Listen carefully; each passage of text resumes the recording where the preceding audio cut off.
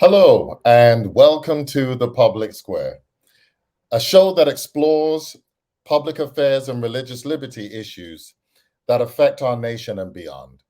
My name is Paul Goodridge, and I'm the Public Affairs and Religious Liberty Director for the South Central Conference of Seventh-day Adventists, located in Nashville, Tennessee. In each episode, we'll talk to people who are on the front lines for the fight for civil and religious liberty. My goal is to inform our viewers about issues that directly and indirectly affect their everyday life, ignite meaningful thought and reflection, inspire one to action, and integrate faith principles in how we relate to others. Today, we're going to, in this episode, this is actually season 2, our first episode, episode 1, we're actually going to talk about the Conscience and Justice Council, which is an organization made up of religious liberty and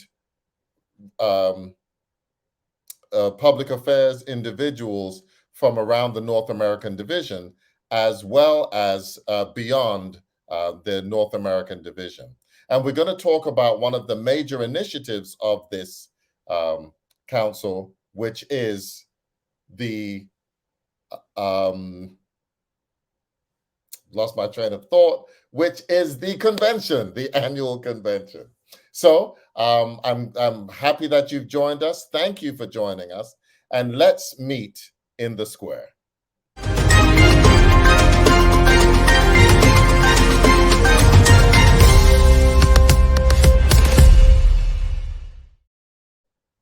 So joining me today as we talk about the Conscience and Justice Council, I'm so happy to have two of the leaders of this organization. The first is Edward Woods III, who serves as the president for the Conscience and Justice Council. And joining him is Jerome Hurst, Pastor Jerome Hurst, who serves as the vice president or the executive secretary, so to speak, of the conference. Gentlemen, welcome to the Public Square.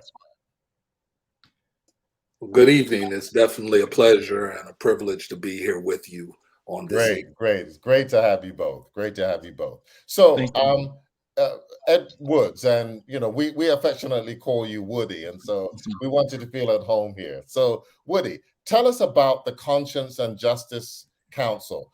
First of all, what is it, and how did it come into being? Sure. Well, all of us are Oakwoodites, so we're all familiar with IHOP Restaurant. And in 2015, during PELC convention, we were all together at IHOP as founders. Pastor Jerome Hurst is one of the founders.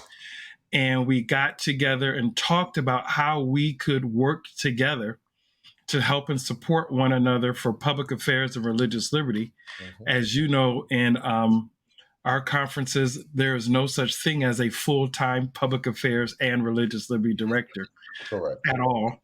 And it's really a rarity in unions, although Southern Union, which has an outstanding department chaired by or led by Amira and Kevin, and is well known for their Liberty Magazine campaign and well known for their Sabbath accommodation. Actually, I learned from them, because they're the gurus in that. And we were like, what can we do to make public affairs and religious liberty more than just a Sabbath accommodation letter, trolling the Pope and Sunday blue laws, and, Liberty Magazine campaign? How can we make this a ministry and a service? And Pastor Hurst won't toot his own horn, but he's doing it. He's been doing this for years as a pastor at his church and connecting with the community. What a novel idea, Pastor Goodridge, but actually following the ministerial manual on page 25, where it says all ministers should join the ministerial alliance. That's what it says. Yes. Now, getting that in force is a different story in any conference, state or regional. But it says all pastors should join the ministerial alliance or a community-based organization for a connection. And so what we wanted to do was to leverage the talents and skills of the different people around the table and start it. And so we did a pilot in Lake Region Conference in 2016. We were in New York in 2017. We were in Houston in 2018. We were in Atlanta 2019. And then 2020 and 21, we were virtual. And this past year, as you already know, we were in California. Mm-hmm. So that's how we kind of got started as a group, supporting one another. And we said, you know what, we don't need to limit this to just regional conferences. Let's expand it and get some unions to help us with best practice, but also some advocates from academia and other areas. And so that's what we have now. We're 21 members, I should say, actually 20 members strong. Okay. With regards to the group. And we are not limiting ourselves to a ministry dealing with just regional conferences, but also the state conferences as well, with our three purposes being encourage thriving public affairs and religious liberty ministries at the local church level through training and mentoring, establish interactive and engaging virtual programs on the biblical basis for conscience and justice to ensure the correct interpretation of Scripture. And then last, execute an intergenerational and interfaith national convention to sustain and embrace the conscience and justice ministry. Okay. So some lofty goals. But let's step back a little bit. Pastor Hurst, Woody mentioned in terms of you've been doing this for a while. Tell me, what is religious liberty? What is it? Is it just about somebody who doesn't want to work on the Sabbath, and so we try to accommodate them? Tell me, what is behind this idea of religious liberty? Well, I think that our name, and we're not as longer just religious liberty, but we're PARL, public affairs and religious liberty. And we operate off of 7 principles within the conscience and justice, and that being prayer, your conscience, the Holy Spirit. We firmly believe that this PARL department, when we talk about social justice, when we talk about religious liberty, is steeped in prophecy. Mm-hmm. And we're talking about loving your neighbors, because if we're going to care for people and advocate on the behalf of individuals and things that are going on, we have to love ourselves. And then discipleship. That's right. Discipleship. So that's where that training and that mentoring. I think that while we have, and we talk, and we'll be talking about later some of the yearly conference, Mm-hmm. we also have monthly things that we do from time to time, or as current issues come up, we tried our best to address them quickly. So we try to call things to give people tools in their toolbox so that they're able to respond to the issues and the things that are happening today. And then also it's just good for fellowship as well. So when we talk about religious liberty, we're talking about people having been able to be able to speak their conscience, to live out their conscience, and to speak up for others to be able to do the same. Okay. I mean, there's, when I think about it, I mean, right now we're seeing it happen with all this council culture and everything going on with Kyrie and all them. And immediately my mind, and what I said to my people, do you see how very quickly they can cut you off? And so when we read prophecy, and we talk about Sunday blue laws, and we talk about we being persecuted for the Sabbath because of what we believe and what we preach. I mean, you see how fast it can happen to us, and it can come to us, and try to give people the tools to be able to connect these things together.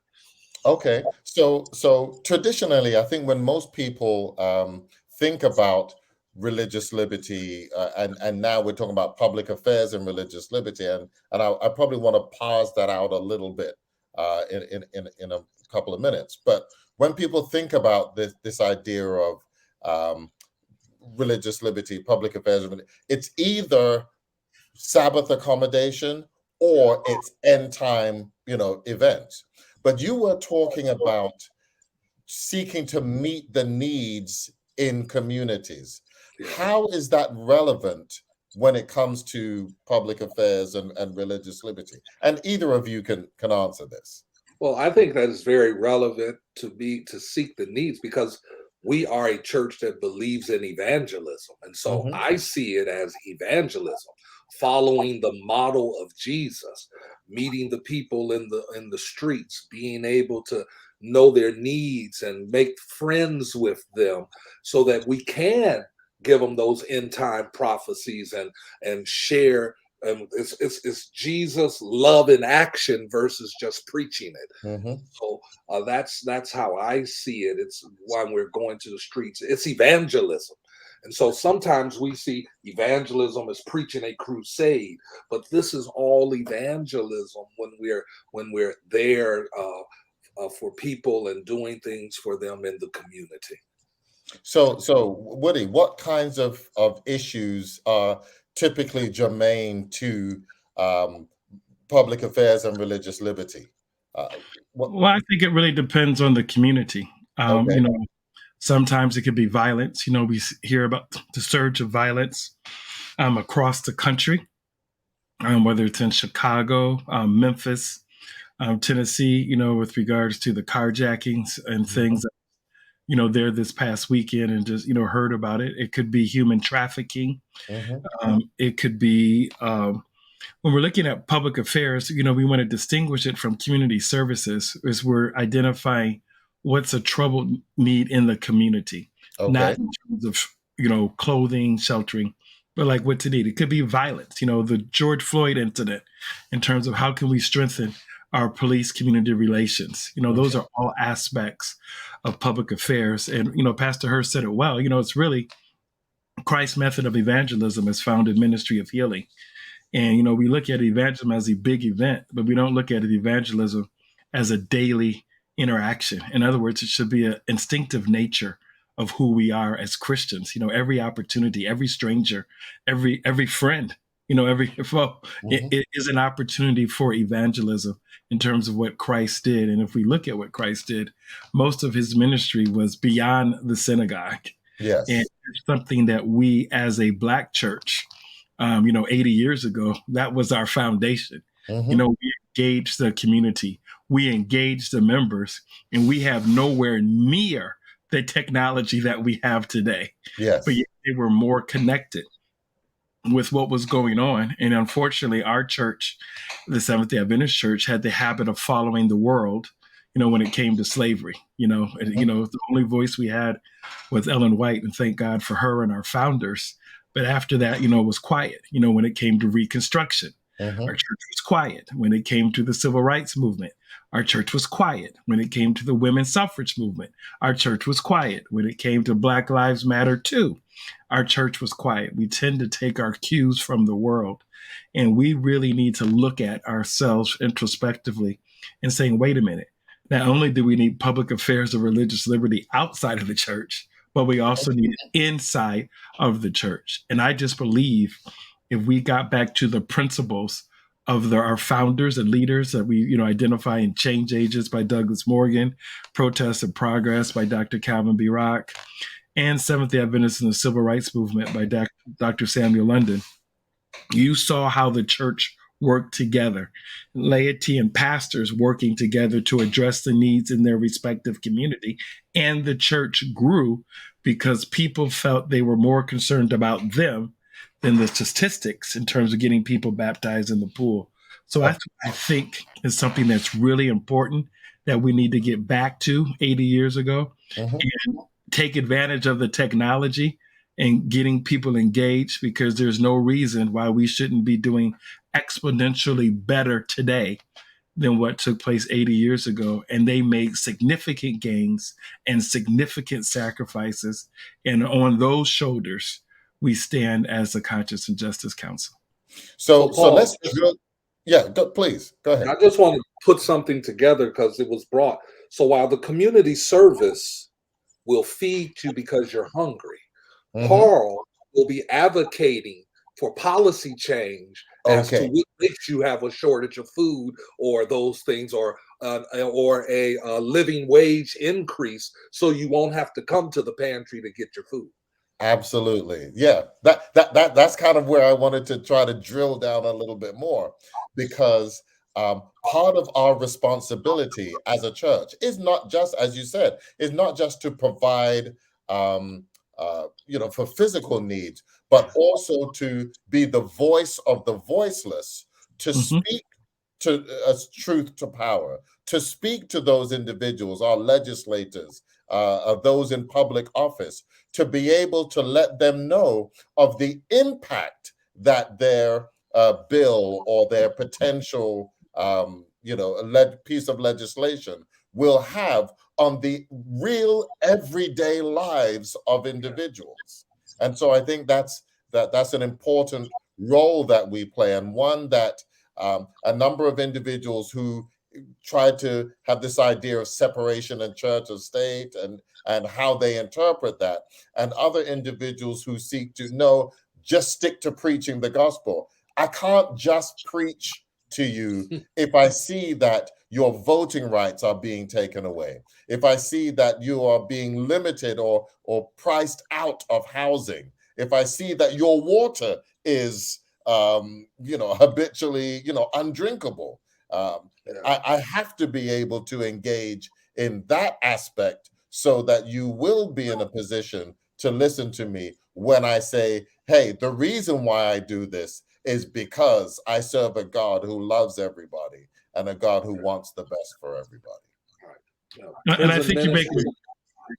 Go ahead. Sorry, go ahead, Woody. I like, for me, one of the things that God has blessed me with is being able to connect these things. And so while prison ministries, again, I just like to give people so they can have some practical things. Prison ministries goes and visits and does a service in the prison.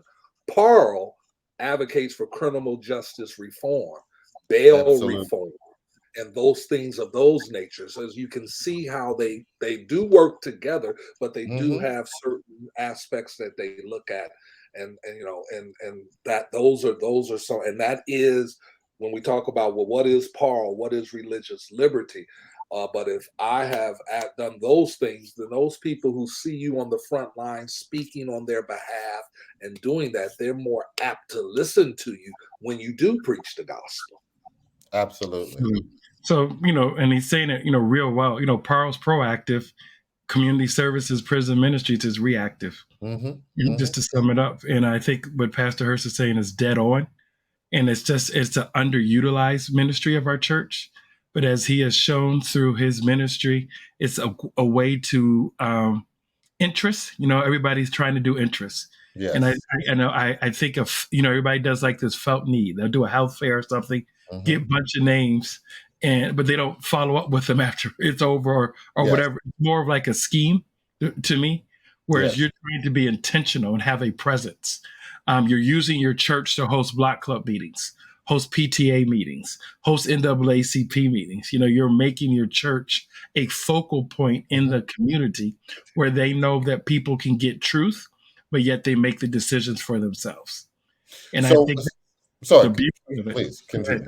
I just said that's the beauty of Pearl, is that you have an opportunity for a day-to-day engagement where you have people constantly coming to your church if you do it properly, where you're not, how can I say, you don't have to stress about baptismal goals when you're making it a sincere and intentional part of what you're doing as a ministry of your church. Okay. Yeah, absolutely.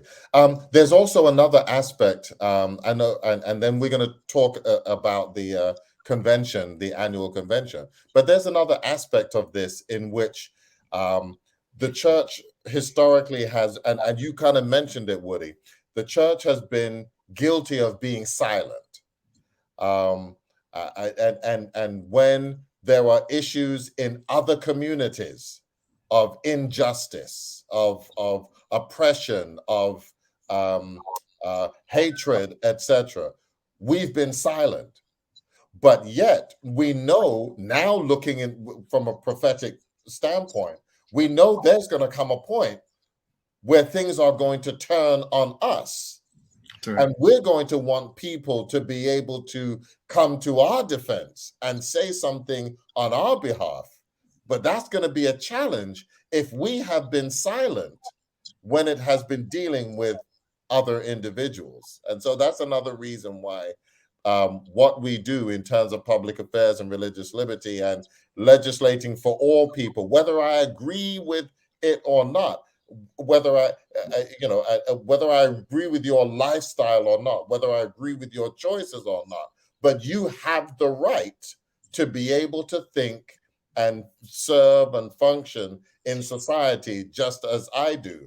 And if we try to limit, if we're okay with people limiting your rights, then we have nothing to say when they come to seek to limit our rights. So listen, one of the things you mentioned was the annual convention, and we want to talk about that in a moment. And we have a couple of other guests who are going to join us. And so stay tuned. We'll be right back after this.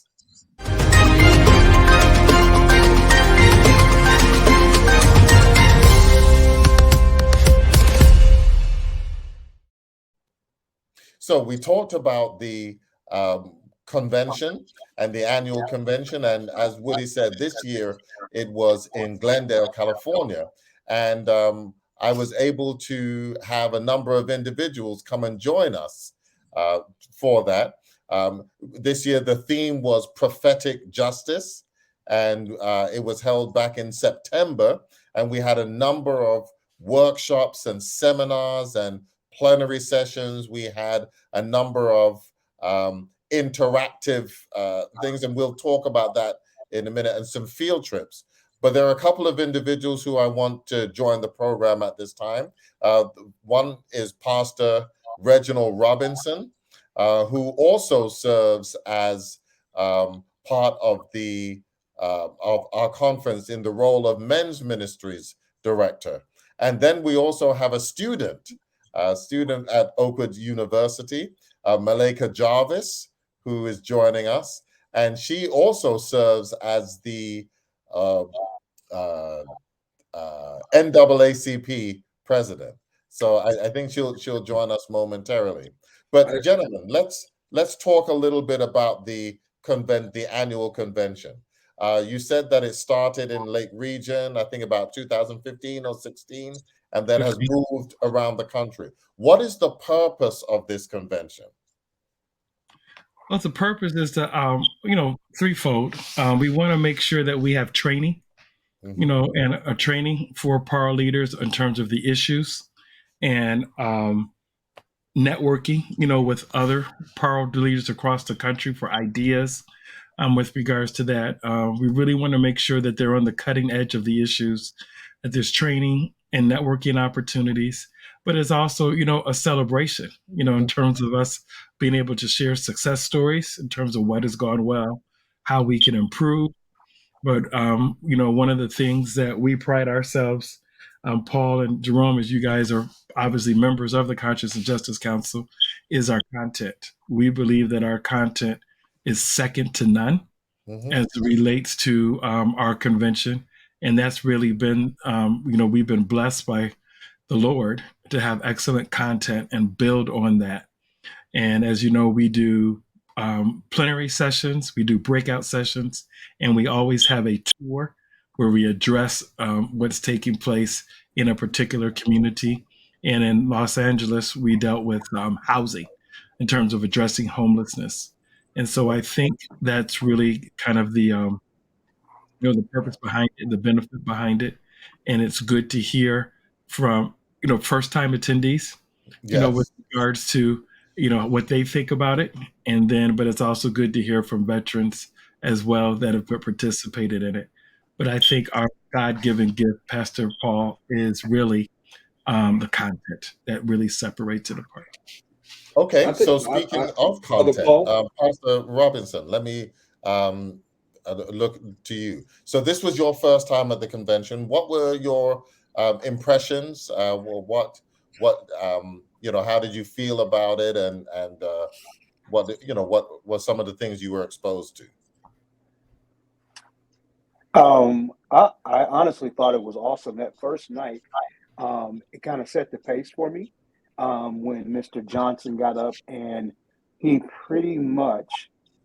Now, let me just clarify. When you say Mr. Johnson, you're talking about Larry Johnson, who happens to be the brother Magic. of Yeah. Magic Johnson.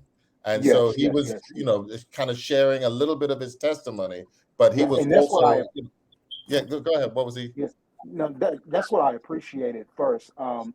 Sometimes when you go to convention, there's a lot of information that does not have any personal attachment to it.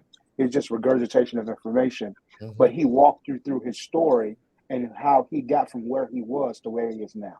And that's what Okay. I appreciated because me and Bobby Mann was talking about there's when you're doing something on that level, there has to be an element of your experience that helps you attach to the story or help you attach to other people. And when he was up telling his story, it drew me in, and so I was excited about whatever else was going to happen that night or through the rest of the convention because of how it started out. It was very engaging. Mhm. You can tell he was passionate and compassionate about what he was talking about.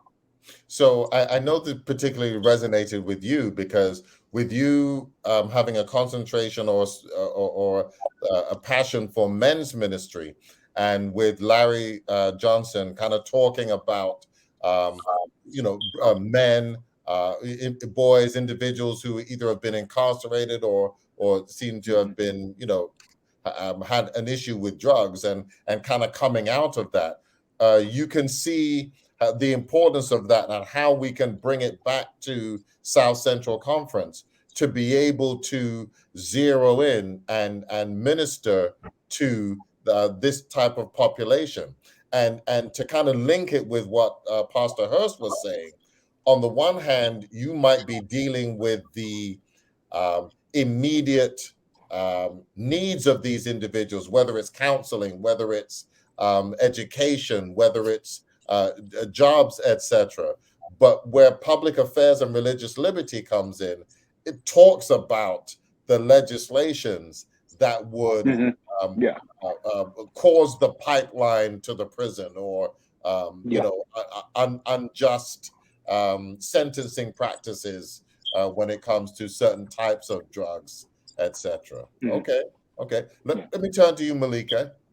So your first time being a student, kind of representing the younger generation. How was your experience?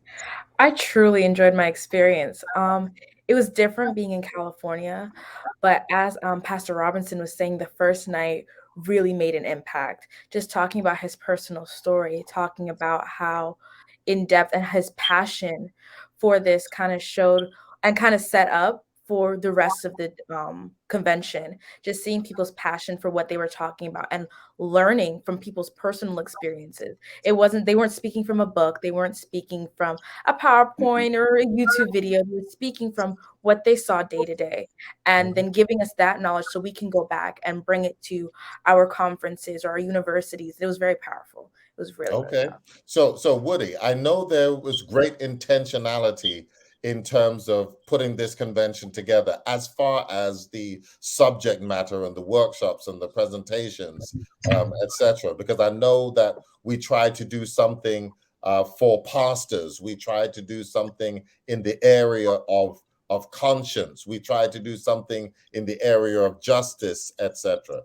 And so one of the themes that struck me kind of throughout much of the presentation was an emphasis on relationships, Yeah. the Yeah. importance Yeah. of Yeah. building relations. Okay, so you can kind of resonate with me, Pastor Robinson. The Yeah. importance of building relationships with individuals so that you'll know what they're going through, so you'll better be able to help and understand.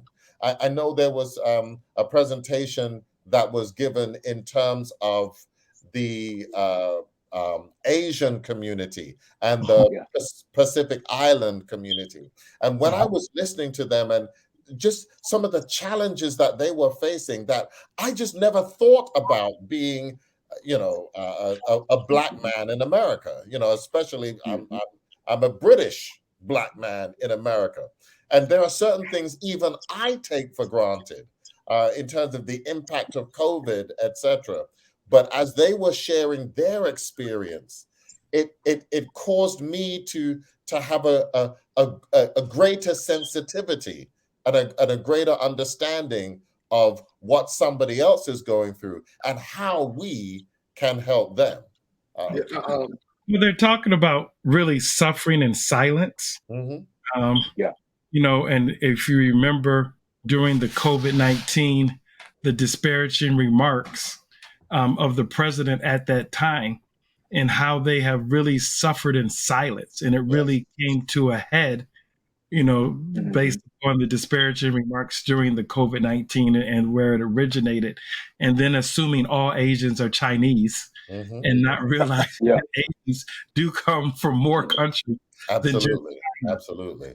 And actually, you know, one of our Pearl directors at Lake Union Conference is Korean and just had a real good conversation with him and his wife just to understand and how he was fearful because he has 2 young children and about some of the things that were being said, Yes. you know, here in Michigan. And, you know, Michigan, we're a little crazy.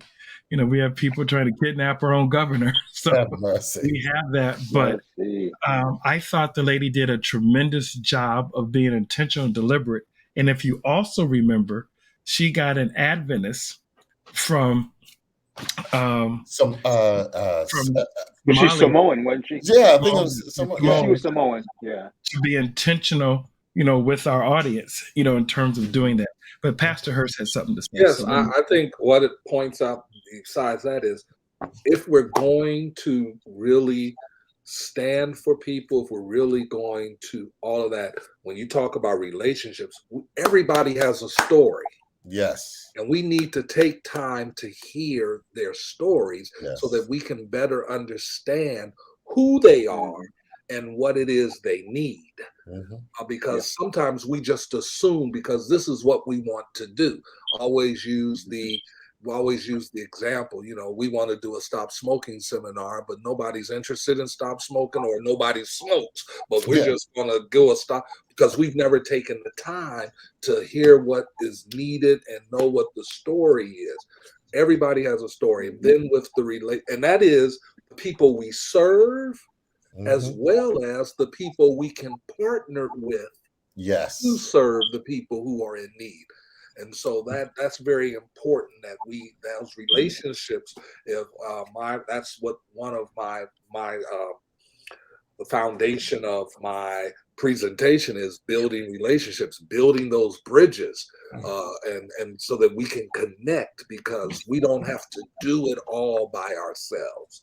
But Yes, absolutely. That was something else that really struck me because especially when we took the field trip to the homeless shelter and we saw what they were doing to try to just scratch the surface of homelessness. Now, you know, they were able to partner in terms of the city to be able to build a facility. And many of our churches are not going to be able to have the finances to build homeless shelters, etc. But there are things that we can do to partner with these shelters or other agencies to still fulfill the goal of meeting these kinds of needs. Malika, You I know know, you oh, went. Oh, sorry. Yes. oh yeah, I just quickly. This conversation kind of reminds me of a book I read. I can't remember if it's Contagious Christianity, and it said you don't have to recreate the wheel. Find out what God is working and go assist. Yes. You know, and Yes. so that's kind of the lady that did that presentation was Nancy Yap, and one of the Mhm. key takeaways I had, she said, break down barriers in order to create space for coming together. Yes. Absolutely. Absolutely. Malika, I know that you know, went because with the homeless tour, there were a couple of places that we went to, and I know that you know, it was kind of a meaningful experience with you. How was that? To be quite honest, it was very I'm trying to find the word because it was profound, but it Hmm. was also a learning experience for me. Because oftentimes we see them and, you know, we try to help as best we can by, you know, giving money or giving food whenever we can. And I've worked with food pantries and things of that nature, but kind of just seeing how they live, kind of seeing the crisis in LA, and, you Yes. know, just kind of seeing what they're doing as a community inspired me to do something here in Huntsville. and just try to work on, because there's a homelessness crisis everywhere. Yes. But it kind of inspired me to keep working and to try to, you know, see what I can do in my own community. And it kind of, and I saw this, and then the human trafficking, modern day Yes. slavery conference, they had, and that was also, they had like what it was like living in those type of areas, and that also kind of just gave like a background. We don't know what people are going through, and Mhm. kind of just seeing that, resonating with them, you know, it kind of helps us understand them so we can be a better service to them. And I think seeing those two locations, even though one was a mock and one was an actual, just kind of allowed me to understand what people are going through and then to be able to help them better. And I think the conference really helped me to also see that, but also to also learn how to better help them. Okay. So yeah, just to kind of give a little bit of context to this, there was actually an exhibit, a human trafficking exhibit Yeah. that they put together in one of the rooms.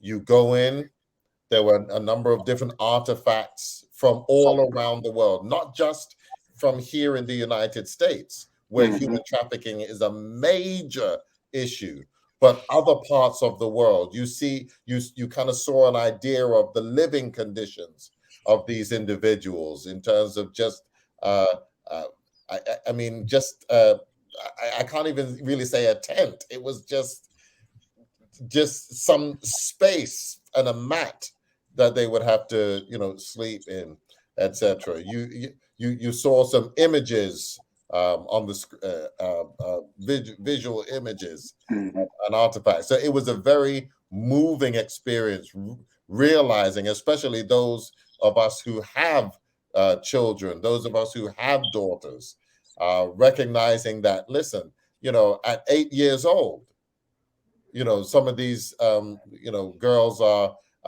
not just, you know, kidnapped or not just taken, but they are either sold or given That's in right. you know, to be able to either sustain the family or just to pay a debt, etc. And it was an extremely moving type of presentation.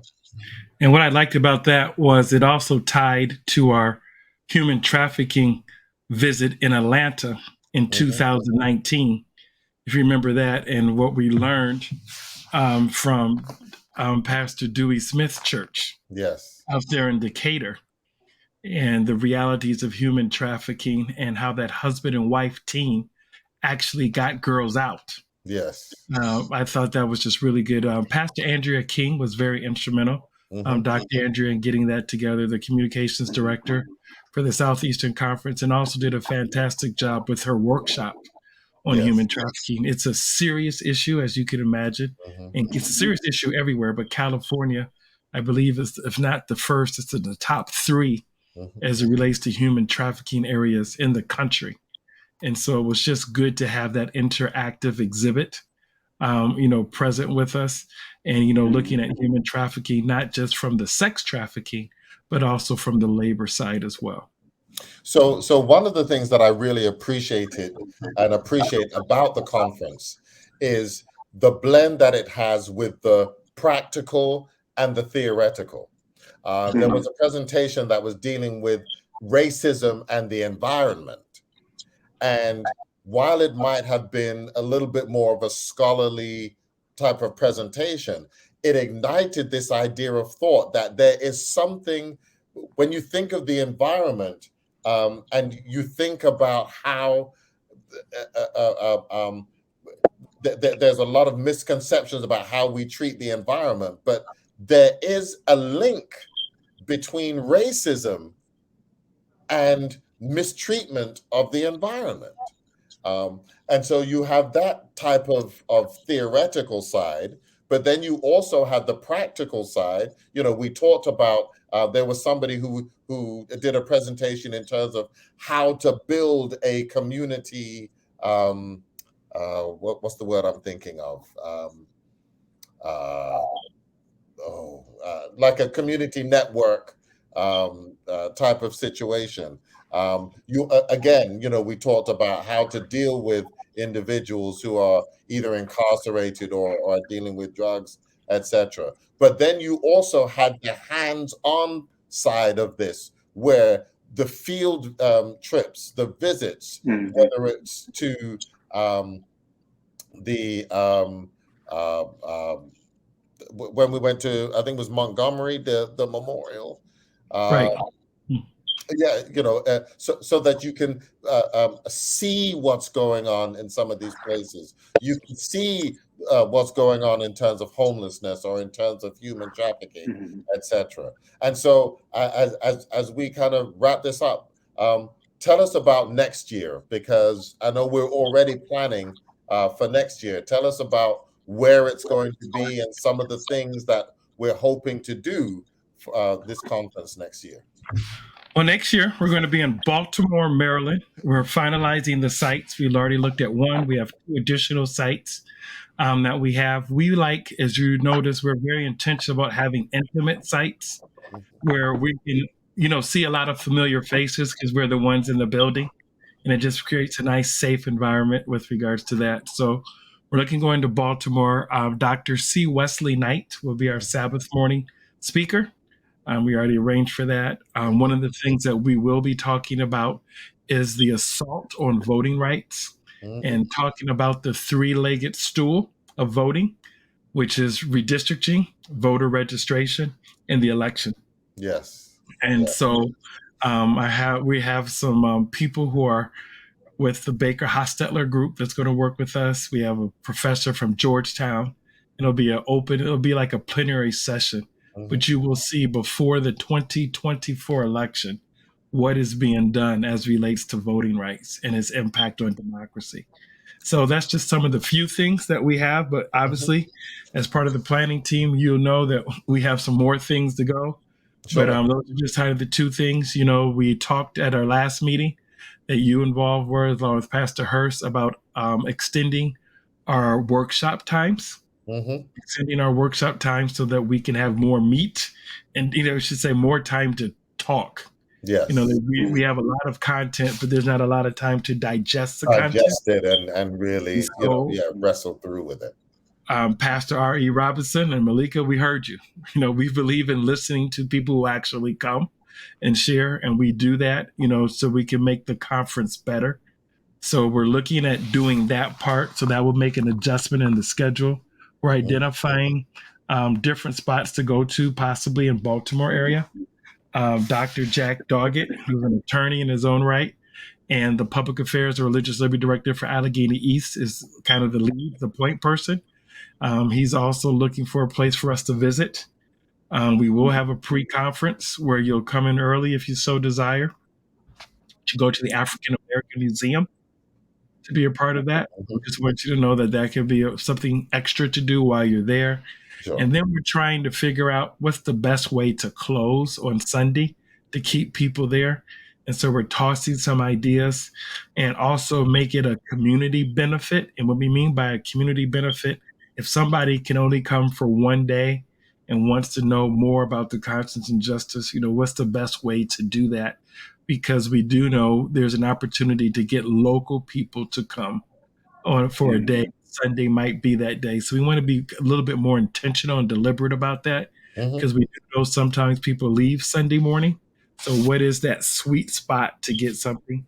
As you remember, this last time in California, we did learning laboratories. Yes. People stayed, although it was a drop in attendance. People did stay for some of Mhm. those. So it's just trying to find that sweet spot to engage, get more people involved. So if you all have some ideas or those that are listening Mhm. to the public square, please get in touch with Pastor Paul Goodrich and share those good ideas so that when we have our meeting in December, we can kind of finalize some things. But we always believe that there's room for improvement. Although we pride ourselves on our content, we always believe that there's room for improvement. And I the would best people to listen to are those that come. So, Sure. I Sister would Malika, also say that please let us know. those who are listening here in the public square, as you all are closing out this year and building and submitting budget requests for 2023, that you if you serve as a Paul director at your local church level or whatever, that you ask for some assistance, Mhm. be able to come to Baltimore and take part in this that will enhance you as an individual, as well as enhance the ministry there at your local church. Okay. So, very quickly, when is this going to be? Uh, when do people need to start planning for it? September is the month it'll be what, the fourth or third weekend of the month. Actually, the fifth weekend. This week. Pastor Hurst made a good suggestion that most pastors are off on that fifth Sabbath. And as you mentioned, Pastor Paul, Mhm. we have tracks, and one of the tracks we do have are for pastors. Yes. So we want them to be involved. So September 28th to October 1st, September 28th to October 1st. The pre-conference would start on Wednesday. So if you want to come a day early and go to the African American Museum, you can come in a day early on the 27th. But we kick off that evening on the 28th, and then we'll be done on the morning of October 1st.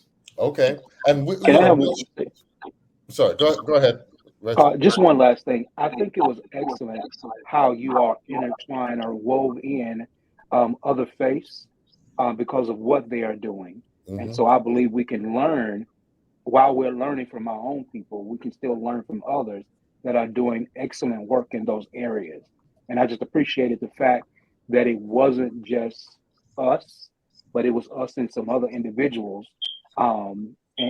I just appreciated that more than I appreciate that a lot, to see that we were working along and learning from other denominations that have this same thread, social Yes. justice and consciousness, Yes, absolutely, absolutely.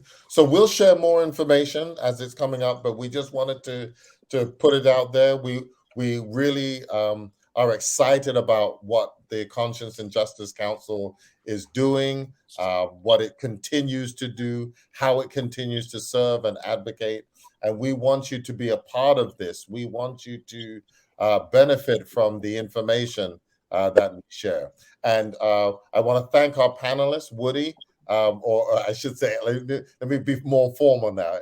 Edward Woods III, the president for the Conscience and Justice Council, Pastor Jerome Hurst, the vice president for the Conscience and Justice Council, Pastor Reginald Robinson, who is an attendee but also serves as the men's director for the South Central Conference, and Malika Jarvis, who's a student at Oakwood University, who also serves as the president for the NAACP chapter.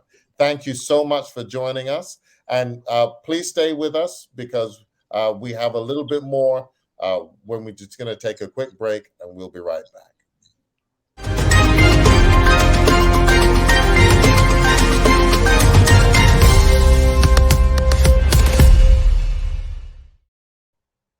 So every episode that we have in the public square, we want to reserve just a little time to zero in on South Central Conference, to let you know what's happening in the area of public affairs and religious liberty in South Central Conference. And so with me today is Kevin James, and Kevin is the Associate Public Affairs and Religious Liberty Director for the Southern Union. Kevin, welcome to the Public Square. Thank you, Paul. Good to be here with you. Great to have you. So listen, we just have a few moments. So just give us maybe one or two highlights of things that are happening within our territory, whether it's Kentucky, Alabama, Tennessee, Mississippi, panhandles of Florida, that either we need to be aware of or think about, etc., when it comes to public affairs, religious liberty, and the impact that it has on our everyday life. Well, yes, there's always something going on. And first of all, I want to congratulate you on your second season getting started. Thank you. I feel privileged to be on this first episode and also following such a great cast that you had just previous on the conscious and social justice, an important ministry that Woody and Brother Hurst have put together. And who would have known that it was over a stack of pancakes things started in such a good way. But Good I things hadn't come when heard you that eat. part of the story. I was kind of in the beginnings of all that, but I never heard that part before. But anyway, I was delighted to hear that. But getting back to Central, I'm not sure in other episodes if anything was mentioned specifically. What I'm thinking of in South Central was the recent situation that happened with Oakwood Academy and Okay, their yeah. basketball team. And that was an important situation. You know, the Mustangs had won their final game back in February, mid-February or so, and then that put them into the state championships for 1A high school basketball, as I recall. And it was at that point that they discovered that their first game was going to be at 4:30 on Saturday. Yes. And parents and coaches got together very quickly to see if there couldn't be a switch done. There was 3 teams involved, the one that was going to be playing the Mustangs and 2 others that were playing each other. And they were actually all in agreement that they would make this switch and that would put the Mustangs on a 7:30 schedule, I believe is how it went. Yes. And as they approached the Alabama High School Athletic Association, which governs, of course, high school sports in the States, they reminded them that Oakwood Academy had signed an agreement that if they were ever, that there would be no changes in schedule. They would not request any changes of schedule based on their needs for religious observance. And what was also egregious about that, and what was interesting, is that that letter was done back in 2017, I think it was. So it was 5 years previous. Nobody had known about it. And but of course, the Athletic Association reminded them dutifully of what that was. But what was really fascinating was the targeting that happened in that situation. And that was, what I mean by that is the Alabama Athletic Association knew that Oakwood was a Seventh-day Adventist institution. Yes. And specifically targeted them. No other Christian organization or religious organization or even a secular organization had to sign any rights away. And I think that's an important point, Kevin, because legally you cannot be required to sign away your religious rights. No, being a state agency, which the Athletic Association is, they have to abide by free, First Amendment rights, protection of First Amendment rights, being willing to accommodate First Amendment rights. And the association just simply was not going to do it. And what was fascinating about it is that they drew up that agreement specifically because Oakwood was a Seventh-day Adventist institution. Now, back in those days, the boys weren't winning as many games, and it flew under the radar all this time until suddenly this last year the Mustangs did so well. This letter comes up. Well, we had to address that, obviously, because that was an egregious targeting of religion and practice that a organization was required to surrender their beliefs and practices in order to be a part of this organization that's a state-sponsored organization. Yes. And so, and especially when no other organization had to sign away anything. In other words, there was no Sunday observance groups. If the tournament was to go into Sunday, and let's say that there was an academy that was very observant of Sunday, and that they wouldn't play games on Sunday. There are still many Sunday observers that do this. They do not partake of any kind of secular activities on Sunday. So, but nobody else had to do that. It was just the Oakwood Academy that had to. So by God's grace, we did take that up. And because it was such an egregious, it wasn't, again, when we're working religious liberty, we're not just working for ourselves. This is an issue that impacts anybody in any religious life. For example, if there was an academy that observed Sunday, or an academy that observed, for example, it could be a Muslim academy, who wants to be involved in this. Anyway, it was our desire was to address this egregious issue Mhm. about the letter.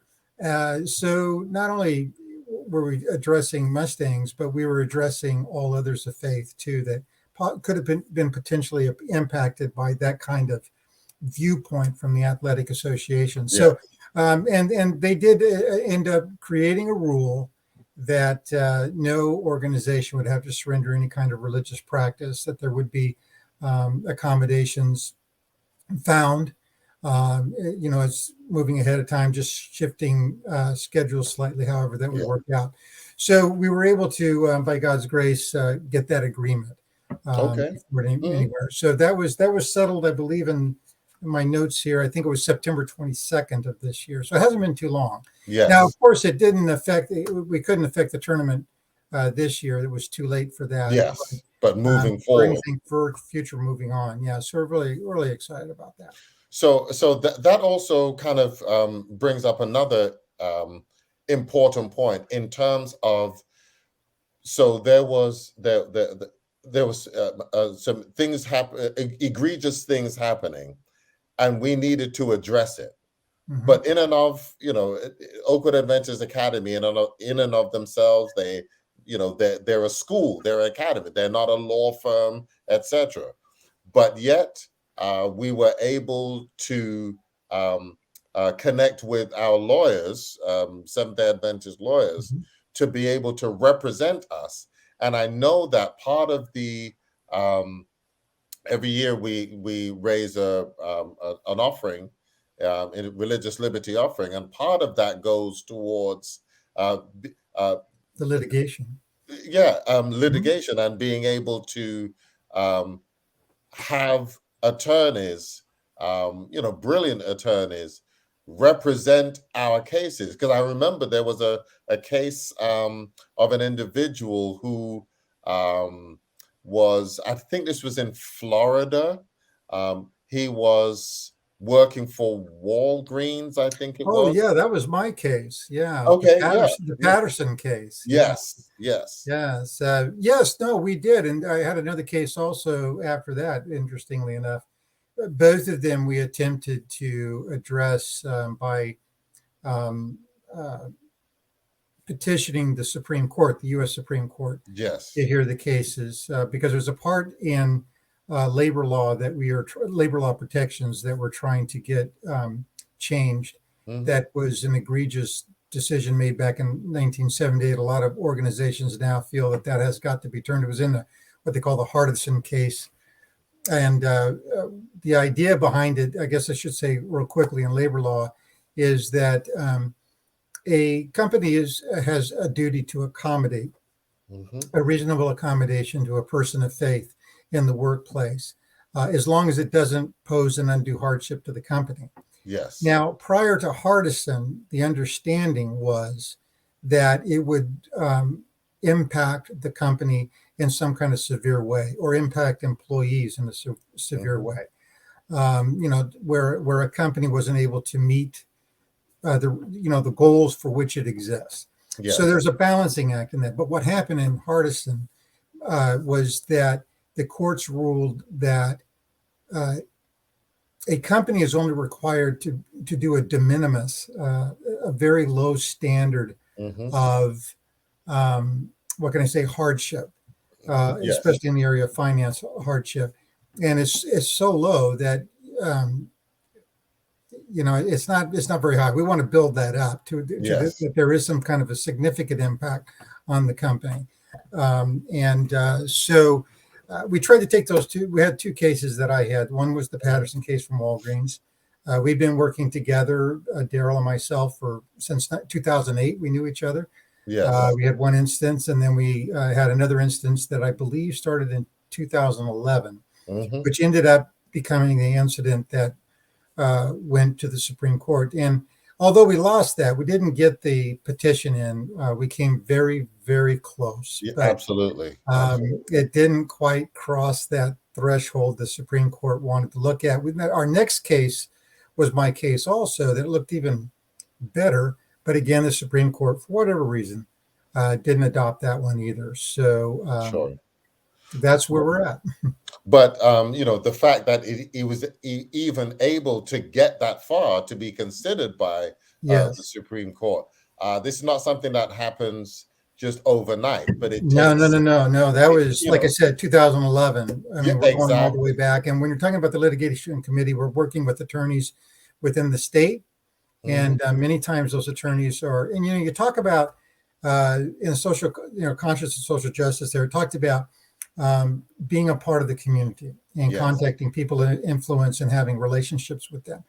Our leader in North American Division, Orland Johnson, has termed a phrase ever since he's been in that position here a few years ago, where he says, we need to go and make friends before we need friends. Yes. And the idea is that, when our turn comes, as far as if things turn against us, Yes. we need to have those friends that would voice at that time. Absolutely. And so to make friends before you need friends, I think is a really sharp strategy. And we've been able to make a lot of friends. I mean, it was the Beckett Fund or the Beckett organization that helped. It's a non-Adventist organization, but helped us in the Oakwood Academy case. And so we do that on a number of times. We've worked with other individuals, and it's been a witness to them. I can remember just a lovely dinner that I had with the attorney that helped us with the Daryl Patterson case. Yes. And he was very impressed with Daryl's witness and how he conducted himself as a Christian through the whole thing. And all of us were heartbroken when we didn't get to the SCOTUS, to the Supreme Court of the United States. But it was still it was influential upon that attorney who we worked with in Daryl's case, and it was a great impression upon him. And so there is this. What we're trying to do is to be in the community and try to make those policies and that affect everyone and not just us. Okay.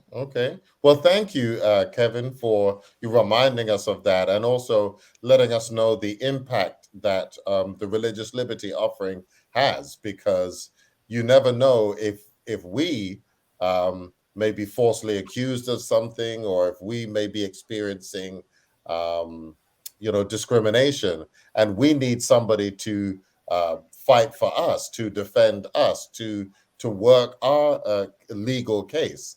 And so there is a fund that we can continue to contribute to help us.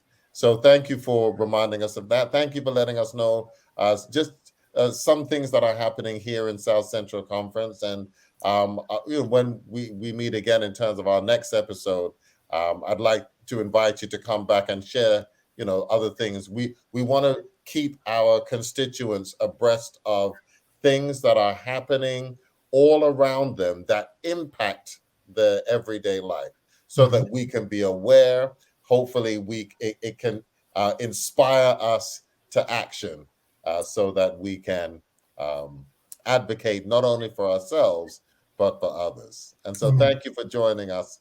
You're very welcome. Public Square. Pleasure to be here. And we'll be right back after this break.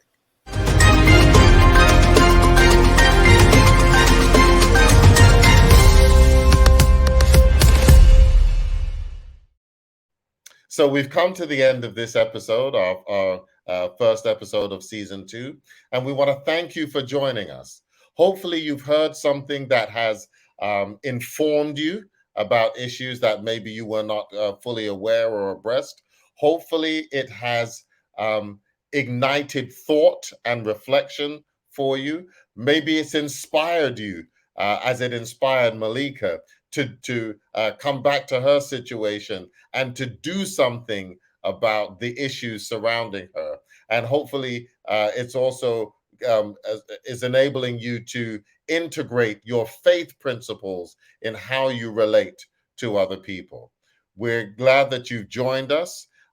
We will be meeting again in the public square. And at that time, I would hope that you would join us.